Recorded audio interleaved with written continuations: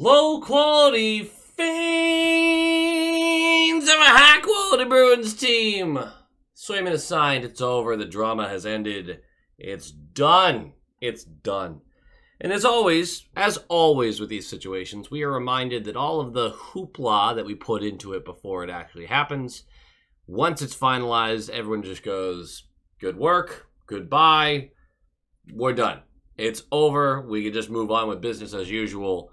And that's what it is. That's what it is. They did a presser today. We're going to talk about notes from that. If I sound or look a little disheveled, I just got back from a bachelor party weekend. Like, Jess got back from it. Of course, this news broke this morning. I feel tops. So good. But there's a little bit of news to go through. And easy news. God, it's easy. We're going to talk about the Swayman thing in a second. But first of all, a last group of cuts was made-ish. I think we're still over by a couple of guys, but that's not the important part. Bichelle, Callahan, Duran, Edward, Harrison, Kaskasiu, Lysell, Merkulov, Nelson have been assigned to Providence. I, for one, feel way better knowing that they gave these guys, or really Lysell, one more look before sending them back down. My gripe was never with you're not pushing this guy into the lineup unfairly. It was he was part of the first cuts, and that didn't make sense to me. So I was glad that he got another chance to shine. That team looked like absolute donkey balls in their last preseason game. The whole preseason looked like hell. There's so much concern about other areas of the team that I feel even better that Swayman is signed. I intellectually am having a very difficult time with what the Bruins are going to be this year in a positive sense. I have a lot of negative thoughts about it, unfortunately. But my heart, the optimistic part, is going to stay optimistic because that's what makes sports fun, because it's entertainment. Patrick Brown, Brandon Bussey, Patera, Sweezy, Vale have been placed on waivers for the purpose of assignment to Providence. We'll see if Bussey clears. I think he will. There's not a lot of teams out there that can just grab this guy and run 3 goaltenders, because remember, if you grab him, you can't just then ship them down. You then have to make them clear waivers, and it turns into a whole thing. So pretty difficult to grab a guy and then chuck him down on waivers. I know we literally just did that with Patera here, but that's fine. It's fine. I think those guys will go unscathed for the most part. What this does mean, though, based on all of this, is the most likely outcome for our top 6 is that either Geeky or Patra are your second line right wing. If it is Patra, I can sit here and go, okay, good. All right. I get it. I understand. And there's upside there. We'll see how it goes. If it is Morgan Geeky, well, it's a fundamental failure by the Boston Bruins organization in one of 2 ways. One, through free agency and how they handled the team this year and bringing in new talent. Or 2, through player development. Now, that's a little bit much, right? That's a little aggressive, if you will. But my problem here is that we know for a fact that Morgan Geeky is a good hockey player and is a good Boston Bruin. We also know for a fact that he is not a top 6 hockey player. He's just not. Mostly because he's an absolute black hole in the offensive zone. He just is. He is not a guy who keeps up with top 6 talent and creates more scoring chances, elevates the line. He is a detriment to them offensively. This sounds like I'm really just going after the guy, but we know this because we've watched it, and we watched it for a while. Lysell didn't make the cut. I can live with that, and frankly, with how the preseason went, most of this team didn't make the cut. So it's a whole different conversation. Not because of the record. I don't care what our record was through the preseason. Just the offense looked stale. The whole preseason, the offense looked stale. It looked abysmal. And I know you have a very much smattering of NHL players and AHL guys, but even when you had full lineups, like a full Zaka, Lindholm, Pasta line, it looks like hell. Yeah, they're going 50%. Okay, great. Could we ramp up a little bit? Lysell doesn't make the cut. Patra's not the right guy for the job. You have to put in Geeky. You just spent $5 million on a guy who is currently taking reps on your third pair left side. Zadorov is who I'm referring to.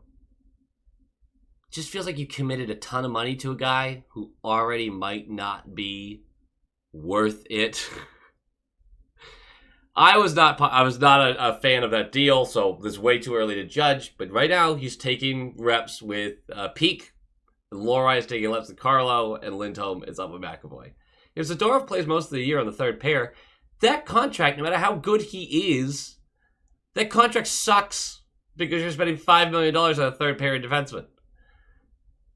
So when you sign that contract, and you didn't manage to get a better option other than Morgan Geekie on your second right wing, yeah, I'm going to be a little bitter about it.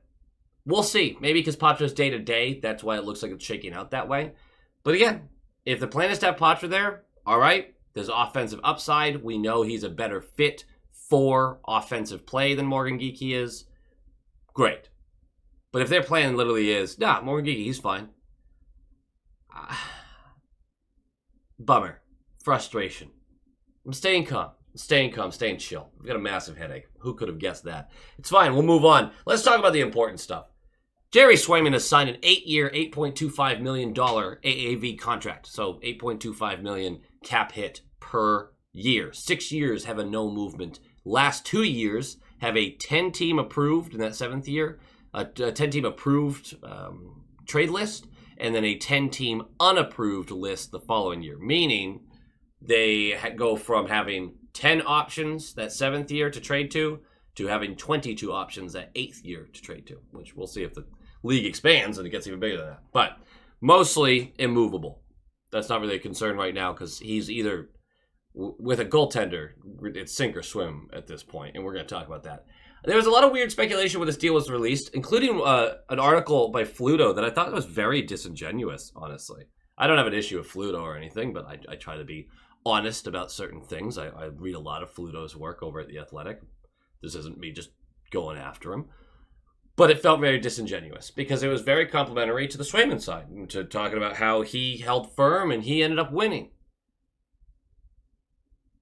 By all reports, he came in well over $1 million less than what he originally wanted. And the Bruins are well over $1 million more than they wanted to do. This felt like both sides went, we got to make a deal happen. Because either Swayman starts to lose money because he's not getting paid for the time he's not here. His salary shrinks with every day he misses from the season. And he then has to ramp up to game shape the later we go into the season. Obviously, Swayman wants to get it done. And the team goes, we don't look good offensively. We need a goaltender. We need to make sure we have the guy that we trust. Now look, this is a huge win for Swayman in the sense that you are a 25-year-old goaltender who just got an 8-year commitment at a high AAV. AAV being the average annual value.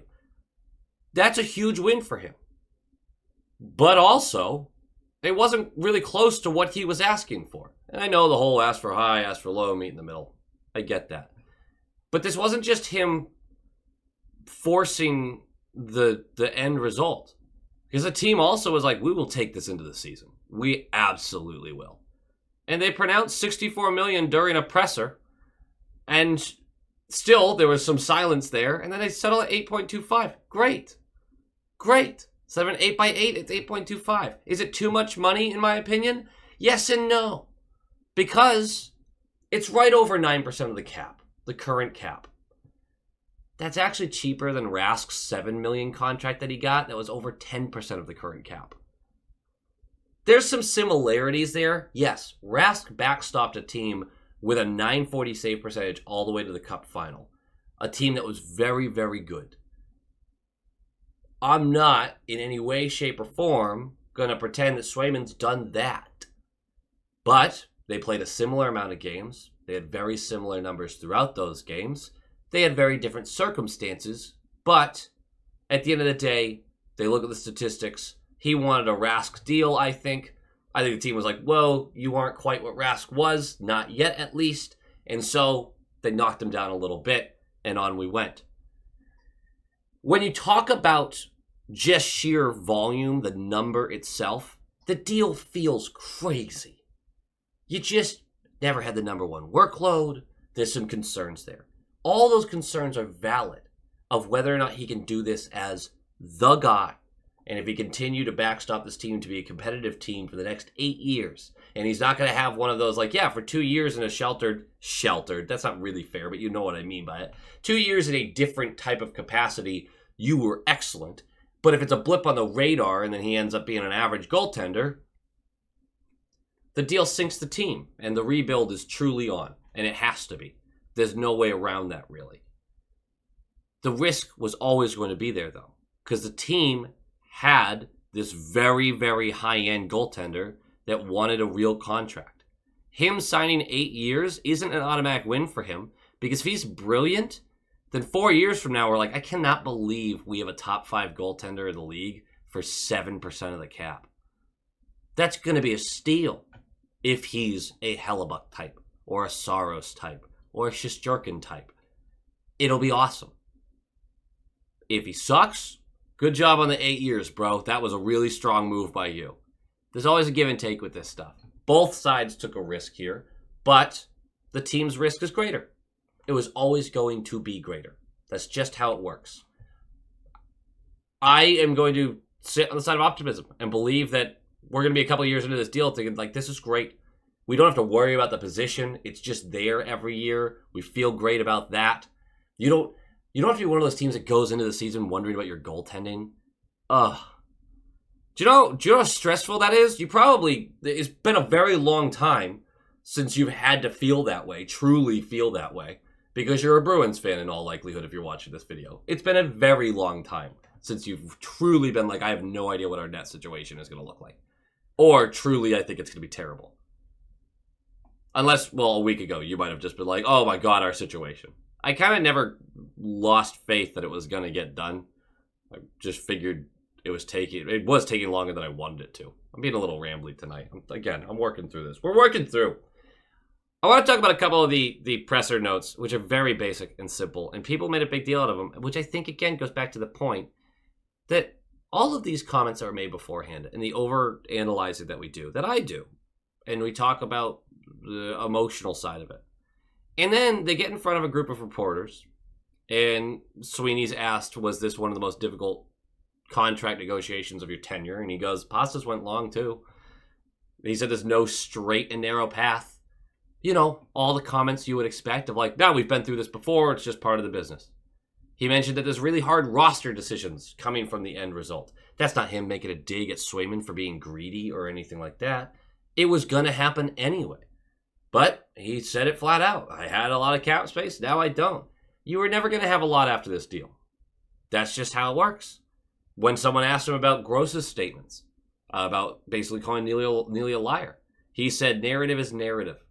He has no interest in making a statement about it, but narrative is narrative.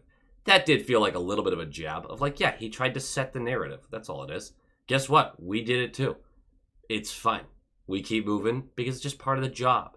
And then Swayman gets in front of a mic, and they start grilling him about stuff, and all he says over and over, I'm focused on the here and now. I love being a Boston Bruin. I am beyond pleased to be a Bruin for 8 more years. I felt an incredible amount of support from those around me. I'm only focused on being in the net for the Boston Bruins, and I'm overjoyed with it. All the right stuff, over and over and over again. And you can sit there and go, all right, well, he's still harboring those feelings and all this stuff, and I've been critical about how often he brings up arbitration and all that kind of stuff. But there is no reason for any of us to pretend that they're still sitting here getting pissed off about how all this went. You have an 8-year, $66 million deal. You're probably pretty happy about it. You have security for the next almost decade. And then some, obviously, with that kind of money. You're doing great. And the team can talk about their difficult roster decisions. Dude, you just locked up your number 1 goaltender for the next 8 years. Crack a bottle of champagne, right? We could analyze this stuff to death. These comments, there's no reason not to take them at face value. Because everybody wants this at the end of the day. They wanted the deal to get done. They want the team to move forward. And they want to win some hockey games. Again, this team has a lot to work on. We got to have a couple surprises this year. Good surprises from this roster to truly get where we want to be.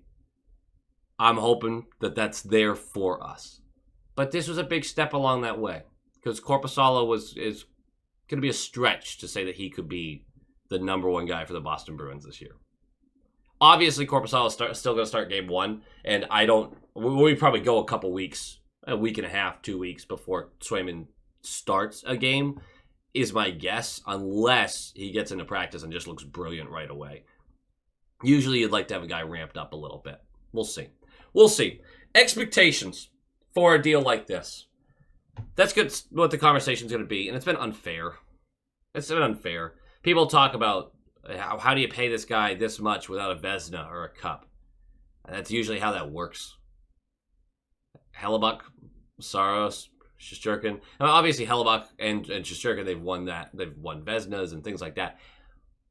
The cup is the big goal here. Not everyone gets to win it, and you hope that you have the goaltender who can do it.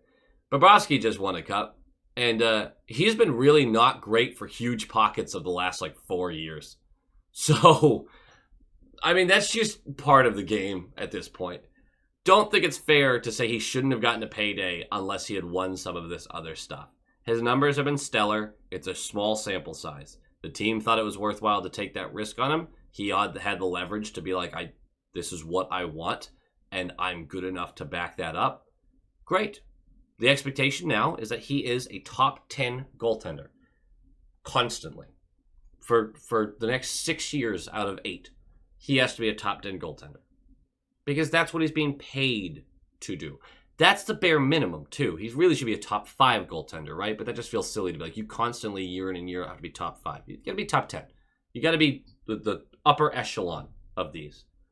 That's not me being a fan bitter about the way this has gone and be like, well, you better be great. Yeah, you better be great, but not because I'm upset or anything. It's because that's the expectation you and the front office set when you sign this deal. That's the expectation that must be met because you signed a deal that had a number next to it that lines up with top 5 goaltenders in the league. That's the point. That's the deal you signed. Who wouldn't sign it? Obviously, you want that money. You want that payday. Time to back it up. Swayman does strike me as a guy who isn't going to fall into this trap of, I got paid, I can take my foot off the pedal. I don't think that's going to be a problem with him. I'm still a little dubious about the risk of it all. Goaltending's weird. But I do genuinely feel good about this deal. About his motivation and, where we are as a team when it comes down to it. I wanted closer to $7 million. That very quickly became apparent that wasn't going to be an option. From there, all right, let's just not have it be egregious. 9.5 would have been egregious. 8.25, that's a hefty price tag. But if he's your starter for the next 8 years and he's got a 920 save percentage plus and he's great in the playoffs, that is just a wet dream for any franchise. They'd happily pay $10 million if they got a guarantee of that. So I'm satisfied with this. I'm glad the drama can end. I'm glad we can just go back to cheering for this guy and liking this guy. Saw a lot of nasty comments about his character as a person, and I don't think that's fair. This is a business. This is how he makes his living, and he was arguing for a price point that he thought he deserved. As much as I can understand the frustration when you look at it from a team's perspective as well, when you're an employee at a job, which if you're watching this, you probably are, right? We all have jobs for the most part. And we feel we're worth something. It doesn't matter what it is, how big or small. Someone arguing for a 50-cent raise and someone arguing for a $100,000 raise, if they feel they're worth that and they are told no, both sides are equally upset. They are. They feel slighted. They feel insulted. There's no way around that emotional part of it, but it's also part of the profession and part of business. Look, I'm rambling too much about this, but I think it's a good practice to try to put those things into perspective from how would I feel if I was doing the same work as another, but being perceived as lesser than. I'm competitive. I'd be pissed about it. I'd be annoyed. I want my value. 8.25 is a fine agreement. It's fine. It's a huge risk. But it is what it is. We knew the bed we were in, and we were dependent on this guy. And he knows we're dependent on him. And he had to, so that he could get paid this year, had to take it down a couple notches too. Nowhere close to 9.5. Not close to 9. 8.25. That's not the deal he originally wanted. He had to find a way to meet in the middle. That's what we did. I'm cool with the deal. I'm just glad it's over. Like, comment, subscribe. Nailed it. Go Bees. Go Bees! Of course, we have to give a huge thank you to everyone who's supporting this channel, especially the high-quality inspectors, our top-line tier members, Chris and Erica, Jeff with a G, Tommy Braga, The Bugman, Roland22, GD Viperworks, Len Cruz, Moonlighter TV, Brock Nope, Han Slomo, Coach D, The Atomic Lizard, Bradley Johnson, Aaron Adams, Brett Arney, Pincent, and Nick Citrullo. Thank you all so much for supporting the channel. You're all studs and studettes.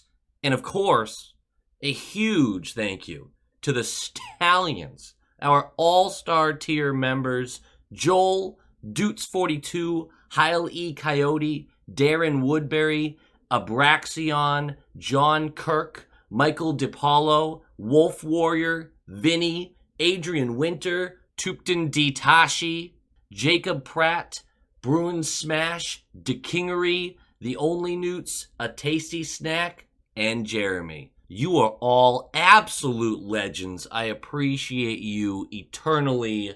And as usual, go Bees!